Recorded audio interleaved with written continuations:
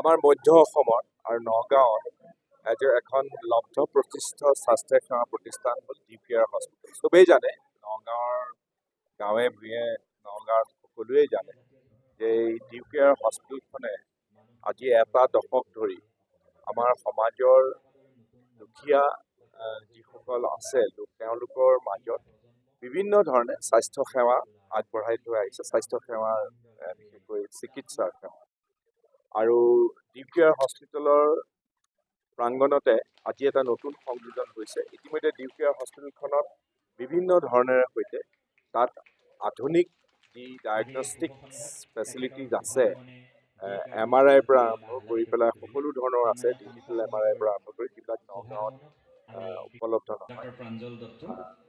এতিয়া আৰু এটা সংযোজন তেওঁলোকৰ আৰু ডাক্তৰ ফৰিদুল হুছেইন হ'ল তাৰ অভিযোক্তা। তেওঁ মধ্য অসমৰ তেওঁ বৰ ডাঙৰ নাম কৰা নাম জ্বলা চাৰ্জন। আমি সকলোকে ইতিমধ্যে 25,000 চাৰ্জাৰী কৰিছে মূল্য চিকিৎসক আৰু তেওঁৰ তত্বাৱধানত DPR হস্পিটেলখনত এটা অত্যাধুনিক ব্লাড বেংক স্থাপন কৰা হৈছে আৰু এই ব্লাড বেংকটোৰ আজি আনুষ্ঠানিক শুভাৰম্ভ অনুষ্ঠানত ময়ো উপস্থিত আছোঁ।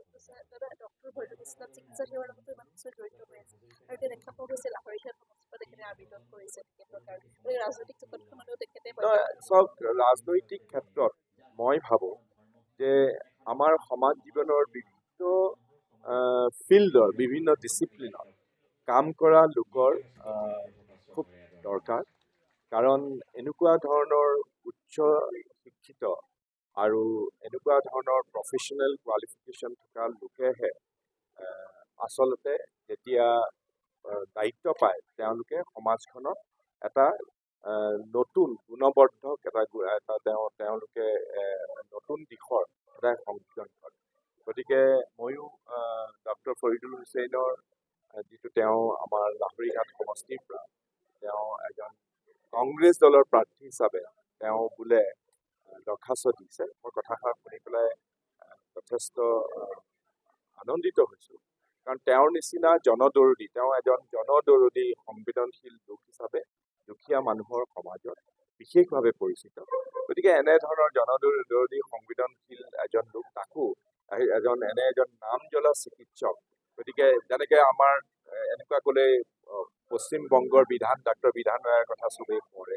পশ্চিমবংগত ডাক্তৰ বিধান ৰায় তেনে এজন নাম জ্বলা চিকিৎসক আছিলে, কিন্তু তেওঁ ৰাজনীতিৰ যোগেদিও তেওঁৰ বিভিন্ন ধৰণে তেওঁ জনসেৱা আগবঢ়াইছিলে। গতিকে ডাক্তৰ ফৰিদুল হুছেইনেও তেওঁ মন মেলিছে আৰু এইটোত মই খুব ভাল পাইছোঁ।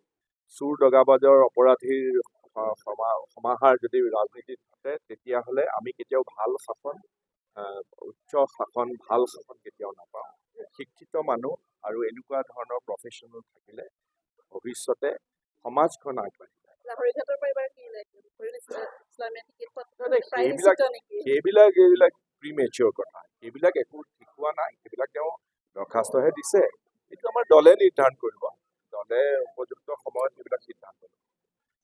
Thank you. আজি 10 বছৰ পাৰ হ'ল আমাৰ হস্পিটেলখন। 10 বছৰৰ মূৰত আমি 1.5 বছৰ ধৰি কষ্ট কৰি আজি আমি ব্লাড বেংকটো আনুষ্ঠানিকভাৱে শুভ উন্মোচন কৰিছোঁ। আৰু তাতকৈ বেছিকৈ আনন্দিত হৈছোঁ যে আমাৰ নগাঁৱৰ সাংসদ শ্ৰীযুত প্ৰদ্যুৎ বৰদলৈ ডাঙৰীয়া দেৱৰ হাতোৱাই এই ব্লাড চেণ্টাৰটো আমি উন্মোচন কৰিছোঁ। গতিকে মোৰ বহুত ভাল লাগিছে। আৰু এই ব্লাড বেংকটোৱে আমাৰ 24 ঘণ্টাই আমাৰ নগাঁওবাসী ৰাইজক সেৱা আগবাঢ়িব।